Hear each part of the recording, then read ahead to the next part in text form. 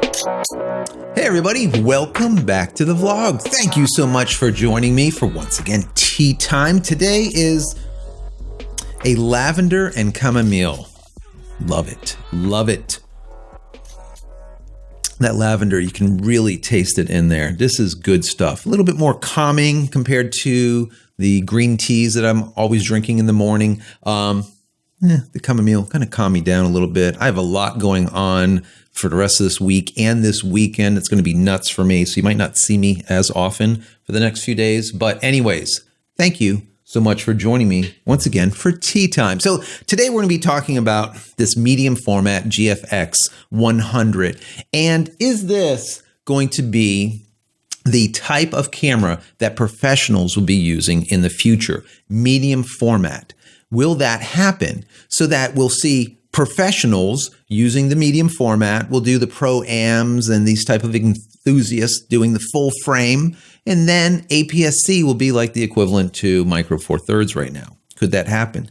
I'm thinking it might, and we'll get into it a little bit. So I want to talk to you about some specs that I saw over at Photo Rumors that came out in regards to this GFX 100. I want to read them to you so you know what's in it.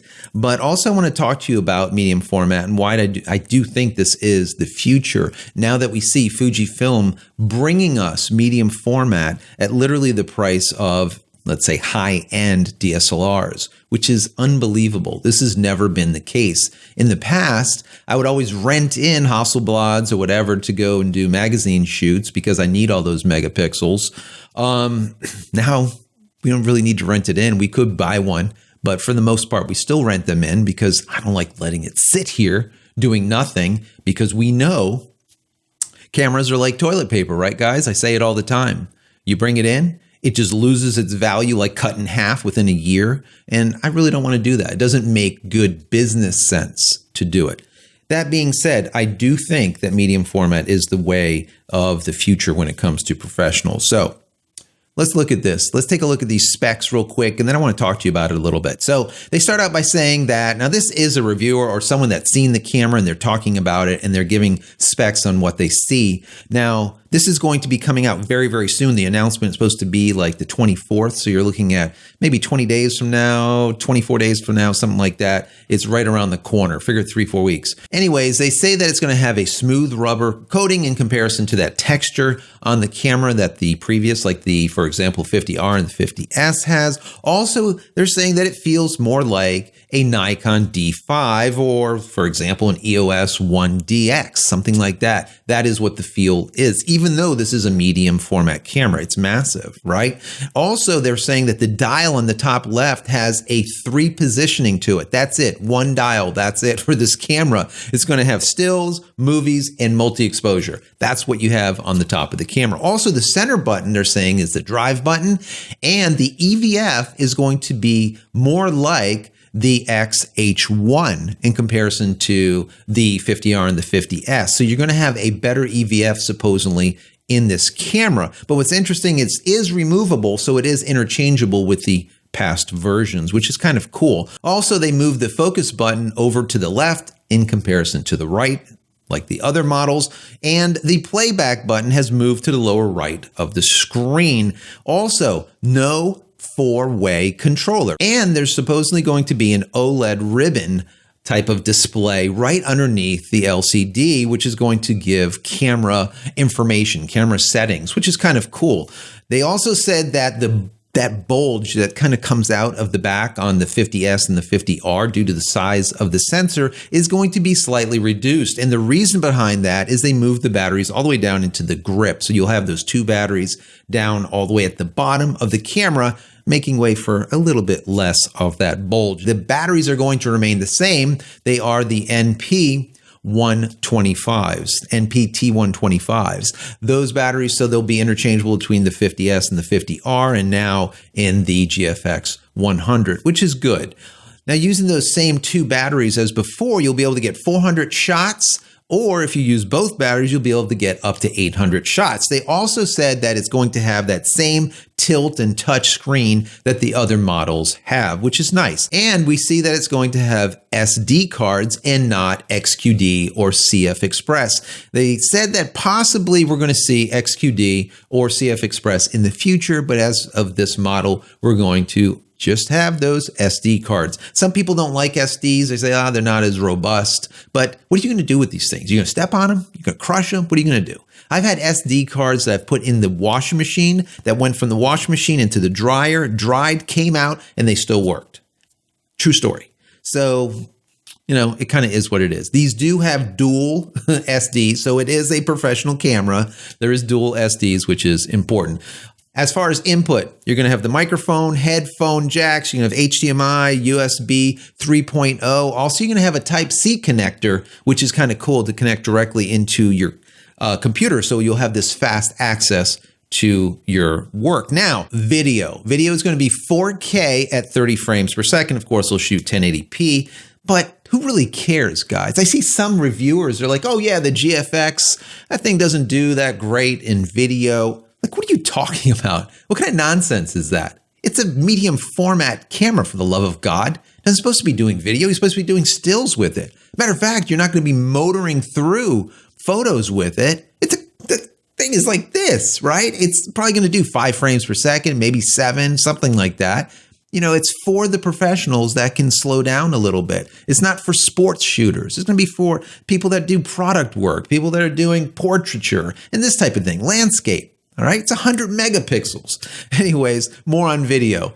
420 is what you're going to be able to shoot internal. And if you go external, you're going to get your 10-bit, but at 422, which is amazing. Imagine a sensor like that doing 422 external. I mean, that's just crazy. I mean, years ago, just talking video, as of like the 80s, I think it was, we were doing, Super 35. That's what we were shooting all of the movies. Motion pictures, stuff that you see in the theater, Super 35. It's smaller than a straight 35 that you see in, for example, a Canon 5D Mark II. That was kind of the beginning of, let's call it video on the larger sensors. Canon they got it right when it came to that. There was a ton of there was videos, there was movies filmed with that Canon 5D Mark II as tests. So anyways, I don't want to get off topic. Let's get back into this. Now, they're saying that you'll be able to hand hold this and get tack sharp images at 1/20th of a second and pretty sharp images at 1/6th of a second. This is a big boy. That's really, really quite good. They're also saying that it might support sensor shift in the future. It might not come live with it right away when it launches, but through a firmware update, it might be able to give you sensor shift for higher resolution. Like what? 100 megapixels. Like what kind of more resolution do you need? As it is, it's going to just stress your computer and stress the amount of archival space that you have. You're going to be buying more hard drives with this camera. Going on, the AF appears to be very, very good, possibly even better to what they're seeing with the GFX 50S, which is nice. The shutter button supposedly feels just like a DSLR, like a Canon or a Nikon. And they're saying the cost is going to be around $10K. That's right, $10,000, guys. Now, some of you guys are saying, hey, $10,000, Joe, what are you talking about? How are pros going to afford that? Guys, $10,000 for a medium format camera with 100 megapixels is peanuts. If you get a Hasselblad or anyone else, you're looking at $40K, $40,000 for the same. I mean, if you can get it at 30, you're doing something, wow, you're extremely lucky. And it's basically the cost of a car. Okay. You're making payments on it just like a car, $300, $400 a month. That's how medium format is. Fujifilm bringing medium format down to like 5K, 6K, and now 10K for 100 megapixels is crazy. Absolutely crazy. That is amazing. Look, guys, let me show you something. Excuse my back. Let me grab this. See this, guys? All right. Just wheel myself back in. See this? This is one of my old 1Ds. And the reason I want to show this to you is because this 1D that I bought cost me about $7,000. Okay. This is my first quote unquote professional digital camera. You can see the back of this. It's kind of split here. This has got million plus photos on it, but more. All right. This is a beast. You can smash someone over the head with this, right? Pick it up, take their picture, right? And go on. This is incredibly heavy. All right. Incredibly heavy. But look at the battery on this thing. The battery alone is like a pound. Anyways, why am I showing you this? Well, this camera, like I said, was $7,000 or thereabouts, a little bit more, but it shot 4.3 megapixels. What you talking about, Willis? 4.3 megapixels, not 100 megapixels. So for like $3,000 more, you get 100 megapixels. You get it? You following where I'm going with this?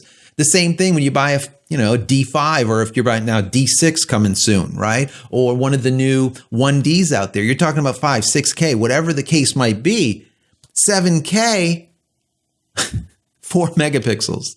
10K, you're getting 100 megapixels, all right? So it's a massive difference. That just shows you where the industry has come from, okay? So 10K is not a lot of money for a professional, all right? And that's why in the beginning of this video, I said, I have a feeling that medium format is going to be the, let's say, format of choice for professionals that will set them apart and say, look, I'm a professional. Because now everyone has full frame. Full frame is now, what are we? We're at $1,200, I think, $1,299 from Canon mirrorless full frame. I mean, full frame is extremely cheap now. Everyone can get it. So it's not that big of a deal. But I think medium format will be that big deal because when you shoot 100 megapixels, guys, you'll be able to give those images like what I do to the editor, to the DP, whoever's going to be there that says, this is the image that I need, and then later on it's going to be edited. They could take that picture and do a full body shot of it, stick it on a billboard, and then crop in and get a headshot for, let's say, some packaging, okay, with the same photo. That is so important. That's why we go medium format with a lot of the product work, all right? It is important for the people that need it. All right. So anyways, I just wanted to show you that because a lot of people will be like, 10K, Joe, what are you, crazy? I can't afford that. Well, a lot of professionals, I have a feeling, will. And like I said, with their 50S and 50R, that price just keeps on trickling down. It's literally getting to a point where it's the same price as a full frame, high-end DSLR, like a D5 or a 1D. Almost the same price, and you're getting a medium format camera. Okay. Anyways, those are my thoughts. I want to know your thoughts. What do you think about medium format to full frame to APS-C to micro four thirds? Do you think that I possibly might be right that pros are going to start shooting medium format and then like the enthusiasts and the semi-pros will be at full frame and then everyone else will be at APS-C as MFT starts going by the wayside? Is that possible? Anyways, like I said, I want to hear from you. In the comment area, let's discuss it. What do you think about what Fuji is doing to the medium format systems? What do you think? It's like, to me, like a revolution. I think what they have done with medium format is just second to none. I don't think that it's covered as much as it should be covered on how just smart Fuji has been, right? Not getting into that bloodbath of full frame and sticking with APS-C and probably coming out with one of the best APS-C cameras on the market and going down the medium format line and actually crushing it and making camera companies like Hasselblad have to reduce the price of their cameras because they can't sell them anymore, right? Or not anymore, but let's just say sell less of them. To me, it is absolutely incredible what Fujifilm has been doing over the last couple of years, and I do think that it's not covered enough. So once again, what are your thoughts? And as always, please, if you enjoy my content, throw me a big thumbs up. That would be stellar. And don't forget to smash that subscribe button so you can get all my content when it becomes available, and click the bell icon so when it is available, you will be notified of it. And finally, head over to my website, JCristina.com, where you can find all the photography tools that I've invented for you and me over the years, and hopefully there's something there that you might like. And if there is, please pick it up and support me. That's it, guys. I'm out of here for yet another vlog. We'll see you in the next one. Take care and happy shooting.